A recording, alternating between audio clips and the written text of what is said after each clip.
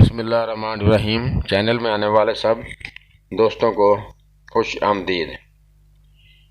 کسی گاؤں میں ندی کے کنارے ایک عورت اپنی دو بیٹیوں کے ساتھ رہتی تھی۔ دونوں بیٹیاں بہت خوبصورت تھیں، لیکن ہر وقت ایک دوسرے سے لڑتی جھگڑتی رہتی تھیں۔ بڑی بہن کا نام نور اور چھوٹی کا نام پری تھا۔ ایک دن نور پودوں کو پانی دے رہی تھی کہ نور نے ایک خوبصورت پھول دیکھا۔ اس نے وہ پھول اٹھا لیا اور پری بھی وہیں موجود تھی۔ اس نے کہا، یہ پھول مجھے دے دو۔ نور نے کہا، نہیں، پہلے یہ پھول میں نے دیکھا تھا۔ دونوں بہنوں میں بحث و تکرار شروع ہو گئی۔ اس کے بعد ہاتھا پائی ہونے لگی۔ اتنی دیر میں وہاں ایک بونا آ گیا۔ اس نے پوچھا، تم دونوں کیوں لڑ رہی ہو؟ پری نے کہا، یہ پھول میرا ہے، لیکن نور نے اسے اٹھا لیا ہے اور اب مجھے نہیں دے رہی۔ یہ سن کر نور بولی، یہ پھول پہلے میں نے دیکھا اس لیے اٹھا لیا، اب یہ میرا ہے۔ بونے نے وہ پھول نور سے لیا اور بولا، یہ پھول تم دونوں میں سے کسی کا نہیں ہے۔ تم دونوں میں سے جو بھی پہلے ندی پار کرے گی، یہ پھول اسی کا ہو جائے گا۔ پری اور نور ندی پار کرنے کے لیے گھاٹ پر آئیں اور دونوں جلدی جلدی اپنی اپنی کشتیوں میں بیٹھنے لگیں۔ نور اپنی کشتی پر چڑھنے کے لیے آگے بڑھی ہی تھی کہ اس نے ایک خرگوش دیکھا جس کے پیر میں کانٹا چبھا ہوا تھا۔ نور نے اس کے پیر سے کانٹا نکال دیا۔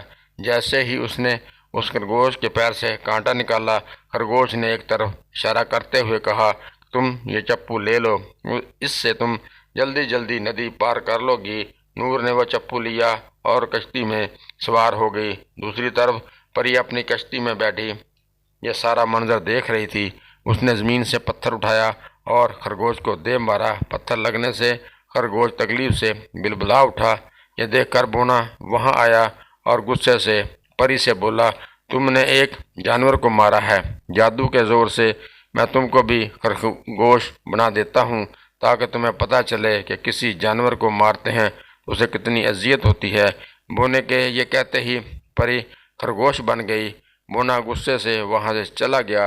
نور یہ سب کچھ دیکھ رہی تھی کہ کیسے اس کی بہن خرگوش بنی۔ وہ ندی پار کر چکی تھی۔